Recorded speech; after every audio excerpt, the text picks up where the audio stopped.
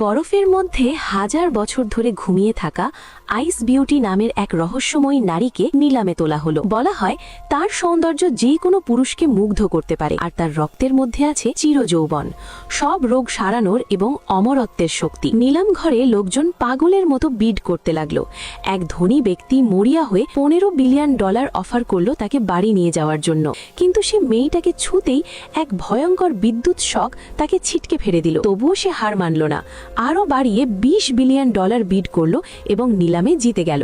সে মেয়েটাকে এমন চোখে দেখছিল যেন জীবনের সবচেয়ে বড় ধন পেয়েছে। সে যখন কফিনের গায়ে খোদাই করার নকশাগুলো আলতো করে ছুঁয়ে দেখছিল, তখন তার আঙুলে সামান্য কেটে যায় এবং রক্তের ফোঁটা কফিনে পড়ে। ঠিক তখনই পুরো ভবনটা হঠাৎ ভয়ঙ্করভাবে কেঁপে ওঠে, তারপর একদম থেমে যায়। সবাই দেখে আইস বিউটি ধীরে ধীরে চোখ খুলল, বরফের কারাগার থেকে বেরিয়ে এলো।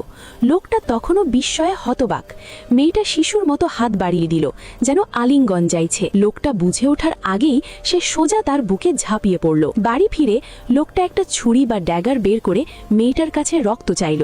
আসলে সে এক বিরল বিষে আক্রান্ত, যে যন্ত্রণা সে আর সহ্য করতে পারে না, আর নাকি শুধু মেয়েটার রক্তই তাকে সারাতে পারে। সব বুঝেও মেয়েটা স্বেচ্ছায় তার কবজি এগিয়ে দিল। ঠিক সেই মুহূর্তে বিষের যন্ত্রণা আবার আক্রমণ করল।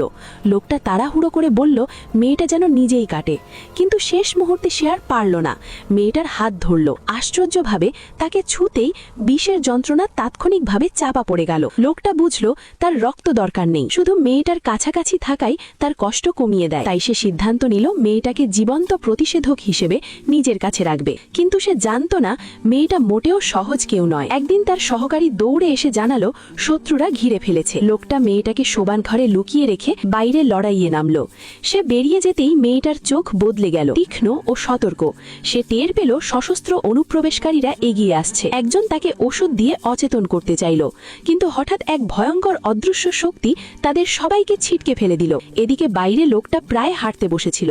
ঠিক তখনই মুখোশ পরা সেই নারী পিছন থেকে হাজির হয়ে পরিস্থিতি উল্টে দিল। কিছুদিন পর লোকটা খবর পেল তার দাদু গুরুতর অসুস্থ।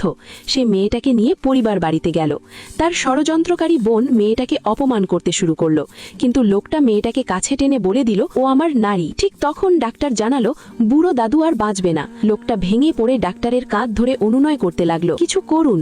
লোকটার কষ্ট দেখে মেয়েটা গোপনে দাদুর ঘরে ঢুকে তার শরীরে নিজের শক্তি ঢেলে দিল। ধীরে ধীরে দাদুর মুখে রং ফিরতে লাগলো। একটা অলৌকিক ঘটনা।